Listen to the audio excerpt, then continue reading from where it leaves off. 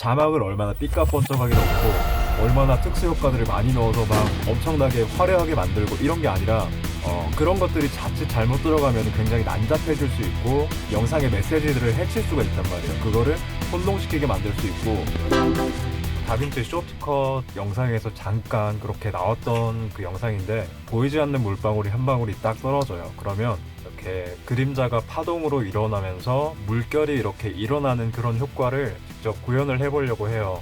이거는 사실 영상을 뭐 강의를 만들 게 아니었어요. 왜냐하면 손쉽게 만들 수 있거든요. 그러니까 이게 뭐 막 엄청나게 고급 기술을 사용하는 게 아니고 뭐 강좌가 필요할 만큼의 그런 복잡하고 어려운 또는 우리가 너무 생소한 그런 영역은 아니라고 생각을 했거든요. 근데 반대로 이거를 생각해보면 저는 이미 이제 편집을 많이 해왔으니까 이런 기능들이 굉장히 익숙하니까 이게 뭐 간단한 건 줄 다 알고 어떻게 하면 어떻게 되겠다라는 것들이 머릿속에 그려진단 말이에요. 근데 반대로 여러분들이 이제 질문을 올리시는 걸 보면 제가 생각하는 것처럼 이렇게 간단하게 생각을 못 하시더라고요. 그러니까 프로그램에 대한 숙련도의 차이인 거죠. 아냐 모르냐의 차이인 건데 저는 이 기능들을 알고 있으니까 쉽게 쓰는 거고, 여러분들은 이 기능을 접해본 적이 없고 직접 써본 적이 없기 때문에 어렵게 느끼시는 것 같아요. 근데 오늘 이 영상을 보시면서 같이 직접 만들어 보시면은 굉장히 쉬운 효과였구나 라고 느끼실 것 같아요.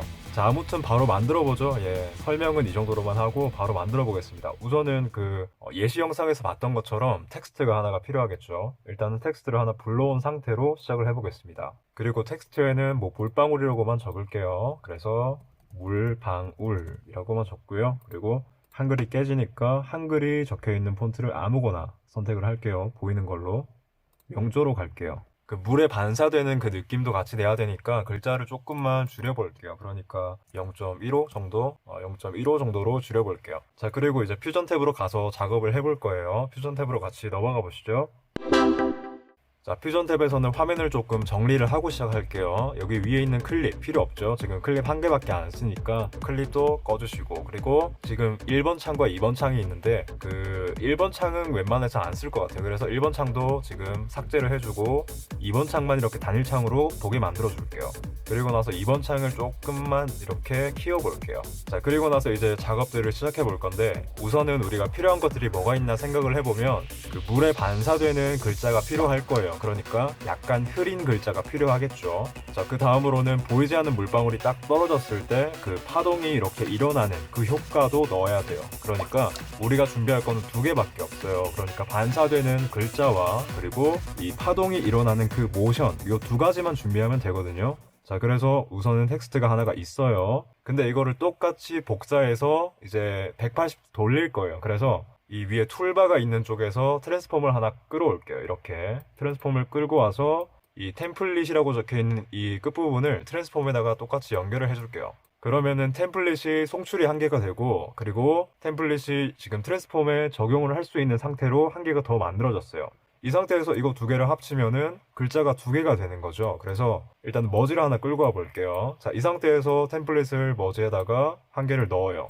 그럼 머지에서는 어떻게 보이냐면, 머지에서는 템플릿 한 개가 들어가 있기 때문에 지금 템플릿 한 개가 보이고 있는 거예요. 자, 그 다음에 우리가 트랜스폼에다가 템플릿을 똑같이 넣어놨어요. 자, 그러면 이 템플릿도 머지에다가 연결을 시켜주면은 지금 이 머지에는 템플릿 한 개가 들어갔고 두 번째 것도 같이 들어가 있는 상태예요. 그래서 이 트랜스폼에서 이 위치를 조금 조정을 해보면 지금 이렇게 템플릿에 적용되어 있는 글자도 여기 보이고 있죠.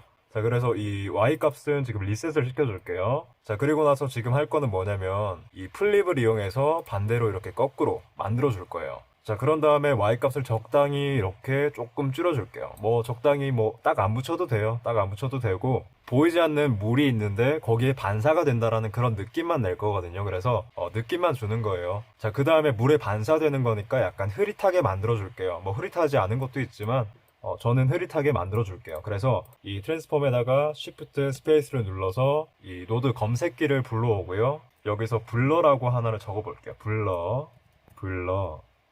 자, 그러면 상단에 블러라고 한 개가 있어요. 이거는 블러는 다 아시죠? 이 글자를 번지게 만들어주고 어떤 물체를 번지게 만들어주는 거를 블러라고 그래요. 자, 그래서 블러를 하나 넣어놨어요. 그리고 블러에서는 블러 사이즈를 조절할 수가 있는데 사이즈를 키워보면은 흐릿해지죠. 그래서 적당히 글자가 뭐 어느 정도 보일 만큼만 흐릿하게 만들어 줄게요.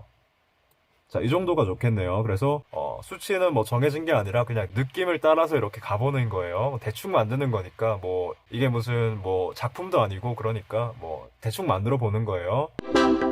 자, 우리가 해야 할 것 중에 벌써 50%가 끝났어요. 이제 반사되는 글자가 만들어졌으니까 이게 물에서 이렇게 파동이 일어나는 것만 만들면 되거든요. 그래서 이 우리가 파동이 일어날 때 여기 상부에 있는 물방울은 파동이 없어야겠죠. 그리고 이 그림자에만 파동이 일어나게 해야 돼요. 그래서 이 템플릿의 아래쪽에 연결되어 있는 이 블러가 먹혀 있는 글자에다가 지금 파동을 주려고 그래요. 그 파동에 해당하는 노드가 Shift 스페이스 눌러서 여기서 리플이라고 하나를 적어볼게요. 리플. 이라고 적어볼게요. 그러면 리플이라고 하나가 나와요. 그래서 리플을 집어넣어 보면은 이렇게 리플이 나와요. 리플이 뭐냐면은 어떤 것에 영향을 받아서 이렇게 반복된다라는 그런 느낌의 단어인데 굳이 한국어로 번역을 한다고 하면 파문이라고 볼 수도 있겠어요. 그 물에 파문이 일어난다 뭐 이런 용어들이 있잖아요. 그래서 어쨌든 이렇게 그 파동이 일어나는 거를 하나를 만들어 놨어요. 그래서 지금 이거 확대를 해보면은 지금 글자가 약간 꾸불꾸불하게 변경된 거를 약간이나마 보실 수 있을 거예요. 자, 근데 여기서 일단은 화면을 피트를 하나 시켜 놓을게요. 화면을 피트를 시켜 놓고요. 자, 지금 이 효과를 넣을 건데 한 가지 문제점이 있어요. 여기 있는 이 파문이 지금 눈에 보여요. 그러니까 이 물방울의 파문을 우리 눈에서 없애버릴 거예요. 그래서 오른쪽에 설정 중에 보시면은 샤인이라는 부분이 있어요. 샤인은 이 파문을 우리 눈에 보여주겠다라는 거예요. 그거를 해제를 시켜놨으니까 이제 파문이 안 보이겠죠. 자, 그 상태에서 이제 플레이를 시켜보면은 자, 애니메이션은 전혀 들어가 있지가 않아요. 그냥 파문이 고정되어 있는 상태로 하나가 들어가 있는 거예요. 자, 그래서 오른쪽에 옵션 보면은 이거를 애니메이션으로 만들어주겠다, 어떤 움직임으로 만들어주겠다라는 그 체크 버튼이 있거든요. 그래서 이 체크 버튼을 활성화시켜주고 다시 처음으로 가서 플레이를 해보면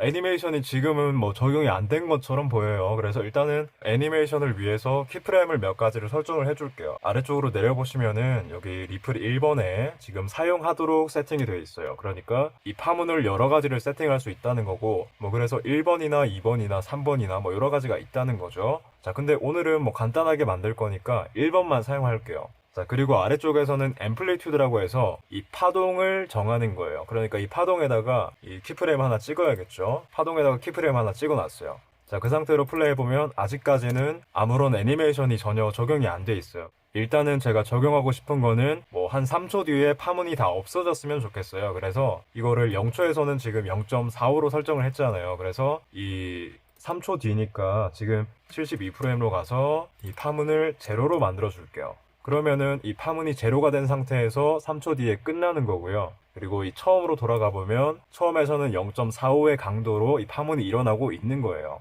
자, 그래서 이 상태에서 다시 플레이를 해보면 자, 이런 식으로 처음에는 파문이 이렇게 세팅이 돼 있다가 점점 파문이 사라지다가 나중에는 0이 되겠죠. 그러면 파문이 아예 없어지는 거예요. 그래서 이 0초에서 물방울 하나를 뚝 떨어뜨리고요. 그 떨어뜨린다는 게 그냥 뭐 가상의 물방울이 떨어진다라고 이렇게 느낌만 내는 거예요. 그래서 앞전 영상에서는 제가 그냥 소리로 표현을 했잖아요. 근데 물방울을 직접 가시화시켜서 그 이미지를 떨어뜨려도 되고요. 뭐 여러 가지로 그냥 물방울이 떨어진다라는 거를 시청자가 느낄 수 있게끔만 해주면 돼요. 그래서 지금은 간단하게 느낌만 내는 거니까 여기다가 소리를 입힐 거예요, 나중에. 자, 그리고 제가 설명하면서 놓친 부분이 하나 있는데 우리가 그 앞전에 짧았던 영상에서 보면은 이 물방울이라는 글자 자체가 물에 둥둥 뜨면서 이렇게 물방울이 떨어지는 그 순간에 약간 요동치는 그런 느낌이 있었잖아요. 그런 느낌을 내기 위해서는 카메라 쉐이크를 이 물방울이라는 글자에다가 입혀주면 돼요. 그냥 우리가 잘 알고 있는 노드들 혹은 조금 생소할 수도 있겠지만 여러분들이 처음 사용하신다면은 그렇게 사용법이 복잡하지 않은 노드들, 그냥 뭐가 어떤 효과를 가지고 있고 그 효과를 그냥 집어넣는다라는 것만 알고 있으면 되는 그런 간단한 노드들을 사용해서 그냥 표현을 해본 거예요. 그래서 그것도 지금 바로 넣어볼게요. 이 물방울이라는 글자는 여기서 바로 연결되는 위에 있는 이 연결고리였어요. 이 연결고리 안에다가 카메라 쉐이크를 하나 넣어볼게요. Shift 스페이스 눌러서 여기서 카메라라고만 적으면 카메라 쉐이크라는 게 두 가지가 있어요. 근데 저는 여기서 위에 거를 사용할게요. 그래서 가로 안에 영어가 더 적혀 있는 이거를 사용할게요. 자, 그래서 이거를 선택하고 Add를 눌러줄게요. 자, 그리고 지금 보시면 연결 순서가 조금 잘못됐죠. 카메라 쉐이크에서 두 가지가 나가니까 이 물방울 글자와 블러가 같이 흔들릴 거 아니에요. 그래서 이 부분은 다시 이렇게 떼주고 이렇게 순서를 다시 맞춰줄게요. 자, 그리고 나서 이 카메라 쉐이크가 순정인 상태로 플레이를 한번 해보면, 자, 지금 물방울이라는 글자만 굉장히 요동치면서 움직이고 있어요. 그래서 물방울이 처음 떨어졌을 때 그 파문이 처음 일어날 때 그때 움직임이 굉장히 커야겠죠. 그래서 그 당시에는 움직임이 크지만 파문이 서서히 줄어들면서 움직임도 같이 줄어들게끔, 그리고 파문이 3초 뒤에 사라지니까 이 움직임도 3초 뒤에는 사라져야겠죠. 그래서 이 처음에는 뭐 일단 설정을 어떻게 해요? X축이랑 Y축이랑 뭐 회전하는 거랑 이렇게 세 가지를 선택을 할게요. 자, 그리고 속도까지 이렇게 선택을 해 놓을게요.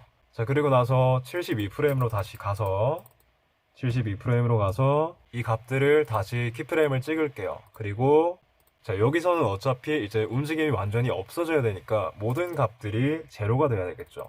X축으로 흔들리는 거 없다. 그리고 Y축으로 흔들리는 것도 제로다. 그리고 뭐 로테이션, 그러니까 회전하는 것도 제로다. 그리고 이 움직임의 속도까지도 제로다 라고 이렇게 설정을 해줄게요. 자, 그리고 나서 이 움직임이 제가 의도했던 거랑 맞는지 한번 확인을 해볼게요. 자, 지금 아래 위로 움직이는 거 굉장히 크죠. 그리고 좌우로 움직이는 것도 굉장히 크죠. 그래서 이 값들을 조금 줄여줘야겠어요. 그래서 X축은 한 0.05 정도 뭐 이렇게 하고요. Y축은 0.01 정도 하고요. 그리고 로테이션은 가만히 놔둬 볼게요. 자, 그리고 나서 다시 플레이를 한번 해볼게요. 나쁘지 않은 것 같아요. X축으로 너무 많이 이렇게 벗어나는 것 같지도 않고, 아래 위로 너무 많이 튀어오르지도 않고, 뭐, 회전하는 것도 0.2 정도면은 굉장히 적절하게 잘 설정이 된 것 같아요. 그래서 이거는 이제 송출로 넣어주고, 이런 모션이 그냥 완성이 된 거예요. 대충 이렇게 느낌만 내봤지만, 이런 식으로 완성이 된 거예요. 자, 우리는 이제 에디트 탭으로 돌아가 볼게요. 그리고 영상에 처음으로 가서 이렇게 플레이를 다시 해보면, 이런 식으로 지금 왔다리 갔다리 하죠. 자, 여기다가 그냥 물방울 소리만 하나를 추가시켜주면 되는 거예요. 그래서 지금 제가 녹화하고 있는 이 설정이 데스크탑 소리를 같이 먹도록 설정한 게 아니거든요. 그래서 제가 소리를 넣는다고 해서 여러분들이 들으실 수는 없을 거예요. 그냥 제 마이크 소리만 들어가 있기 때문에 푸시 녹음 같은 걸로 해서 일단은 전체 화면으로 만들어 주고요. 그리고 플레이를 한번 해보는 거죠.